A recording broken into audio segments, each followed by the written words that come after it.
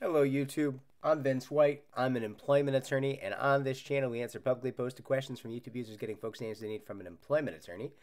We have a long form question here from YouTube user Jim Halpert, which is, of course, the name of a character on The Office, which was, I don't know if it was shot, but it was supposed to be set in Scranton, Pennsylvania, which is very close to where I grew up. And it did a fairly good job of portraying life in that area. I gotta tell you that right now. All right, here's the question. And I still have a cough. I'm gonna cough a little bit. Sorry. The choice is don't make the content and don't answer the questions, or make it and cough. So I'm gonna make it and cough. Okay. Jim Halpert says, "Hi there. I have a question." Off to a good start.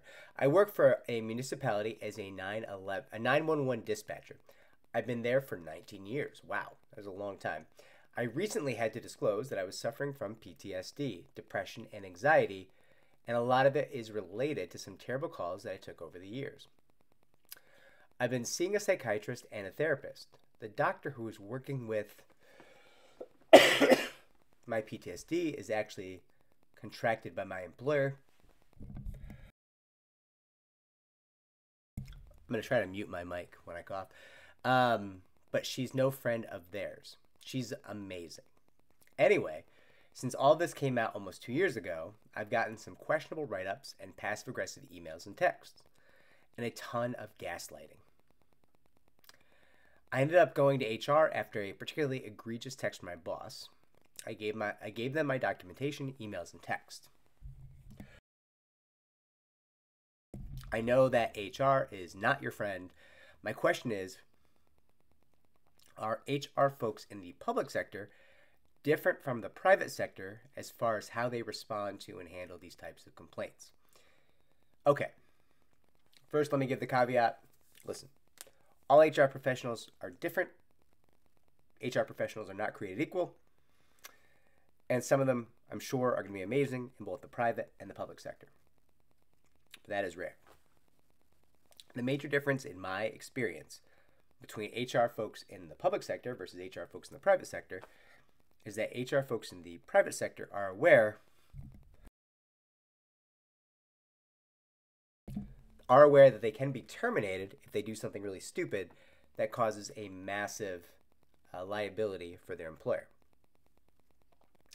So that keeps them a little bit more honest, because even if they want to harm you, they at least need to do what's best for the employer, and sometimes doing what's best for the employer will mean doing what's best for you. Occasionally. Now, in the public sector, many of those individuals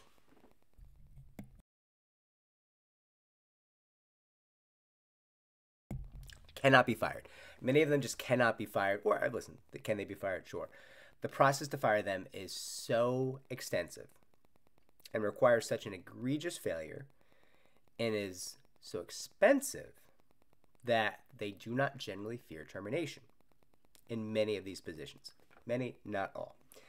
And as a result of that, you get two kinds of individuals. You get the nobility, the people who are going to use their safe status to do what's right and fight. And those we call unicorns. Those are incredibly rare, but they do exist. More likely than not, though, what you're going to run into is somebody who's got connections.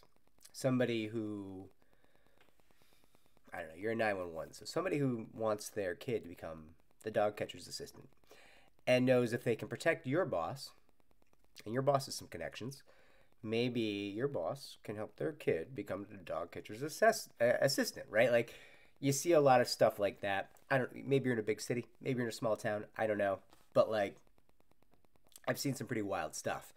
And it's petty as fuck. And you see sometimes what people were sold out for, or what it at least appears people were sold out for, and it breaks your heart. It breaks your heart. Like, sometimes people just want their street plowed first when it snows. And they don't care who they have to hurt to get that. wild.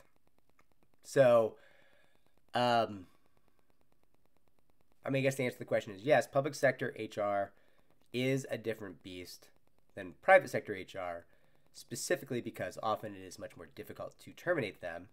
And so occasionally they become true warriors, and more often than not, they utilize their power for their own gain, or they're just incredibly lazy, right? Like, there's a lot of public sector HR, like the investigations of the public sector will often be like, yeah, I asked the person to give me a write-up and send me the emails. Cool. Cool. What'd you do next? I put them in a file. Did you read them? I'm sure I must have. Did you give them to anyone else? Well, that's not really clear what we do after we perform the investigation. What do you mean? Well, the procedure is to perform the investigation. Sure. That's the whole procedure. What? Like, these are I've seen that deposition. We perform the investigation. Do you read it? We must. What do you do after you read it? It goes in a file. What do you do with the file? I file it. Do you tell anyone where it's filed? Do you bring it to anyone's attention? Do you have an action item? What's the next step?